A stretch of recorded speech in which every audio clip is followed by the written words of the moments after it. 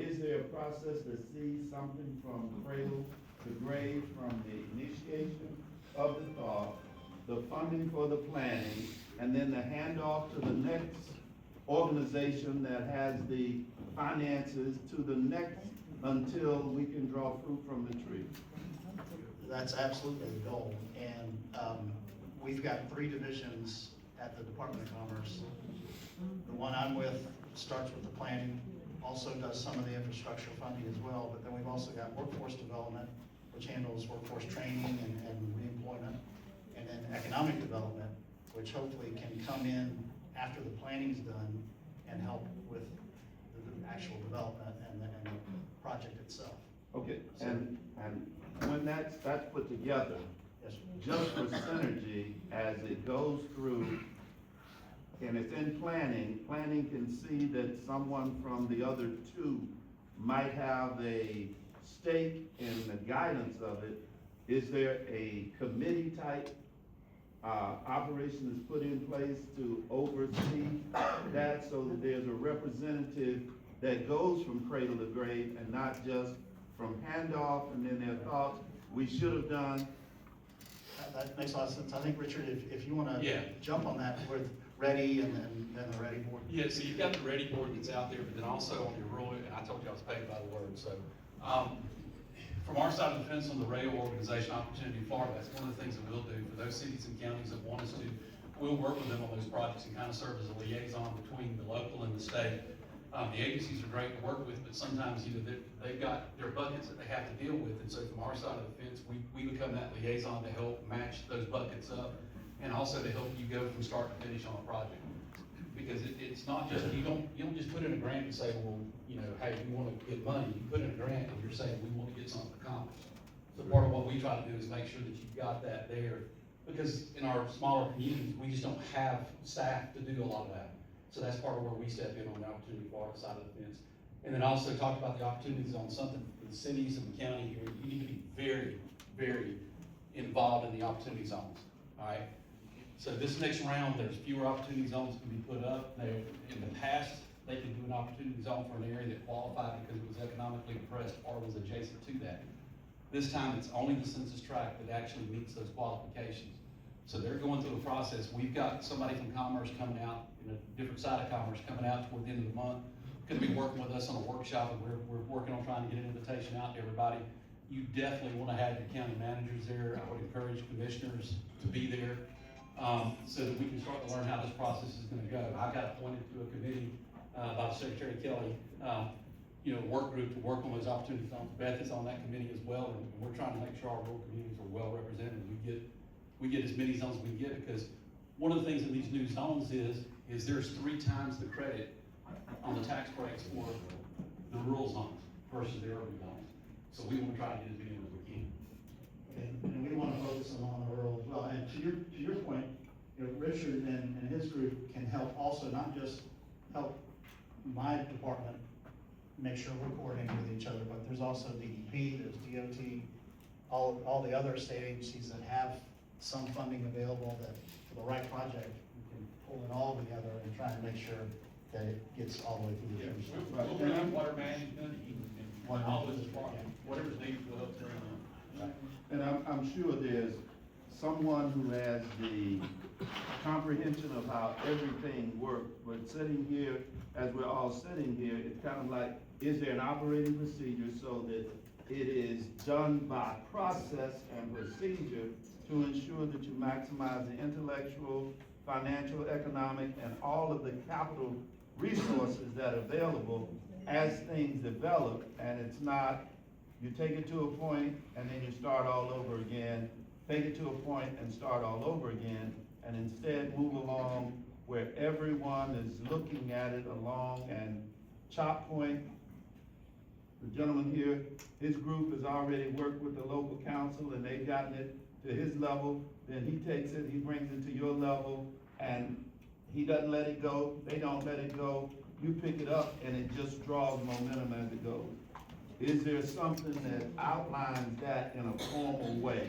Or do you just have to have the institutional and historical knowledge of how it all works? I mean, we always try and pull it together. We look at the whole project, not, you know, okay, here's somebody that just wants to plan for this. We can look at the whole project and are they gonna be successful? Are they gonna be able to get it all the way through the end? And we bring in folks like Richard and his group, we bring in the other folks from the Ready Board who represent all those different agencies to make sure that, okay, when they get past this point, are they gonna have the environmental authority or the environmental permits and everything they need to get to the next step? Will they have, you know, will they have it, so. That's what I'm getting at, you know, that there's someone who understands the holistic, voyage from the start of the quest to the end of it. And then this is gonna be my last question. I just wanna know, is there a location where the slides you're presenting will be available for public viewing? Should we put those up on the? Yeah. And If you go to this is Florida- your card that I have, right? I think I have your Yeah. card. It's my card, yeah, I'll be happy to get you a copy just like that. Yep, absolutely, and we'll try and get them up on our internet site as well. I'm signing up. There's no secret sauce. Hey, could I ask you a question? Yes, sir. Who determines those economic areas that are in need of economic help, or, you know, who determines what area is in need of whatever services that you're providing? Who determines that? It depends on the program. For the opportunity zones, it's done by the federal government. They go into each census tract, which is like a smaller version of the zip code, is my understanding of it. So And- someone that's and- not from here does that? For that, yes, and that's why we want the local folks to make sure and apply and fill out these surveys so that we get the local input. And we're not just looking at it from what somebody up in Washington DC sees on their computer screen. We're Thank you. looking at it from your perspective.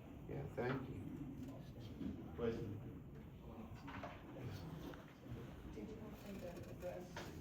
Wanna answer his question, we'll cover it? So you were asking about the professionals who, are kind of pull everything together and understand the process from point A to point B. And those are your economic, workforce, and community developers. I serve as the executive director of the Florida Economic Development Council. We're the trade association of people who practice economic, workforce, and community development. And that is our profession, our career, our goal, our job is to understand all of the policies and programs that come out of Florida Commerce and every other agency that goes Can I talk to into this gentleman? infrastructure development and talent development. So you do have over, just in our membership, over 500 individuals who practice in this area. And those are the experts that you can look to understand the process from point A to point B. As a dual hat, I've been working with the Gadsden County Development Council for the past 10 years. So we have been following those processes. And you'll hear examples from each of your municipalities tonight that will exhibit that there is a process. Yes, ma'am, I understand that there's a process, and you touched upon what causes my spidey senses to tingle. You say there's 500 people on the staff. Well, just walk with me on the number. Who are like a dentist or an eye doctor. Right, these are specialists that might be a part of the launch to the landing.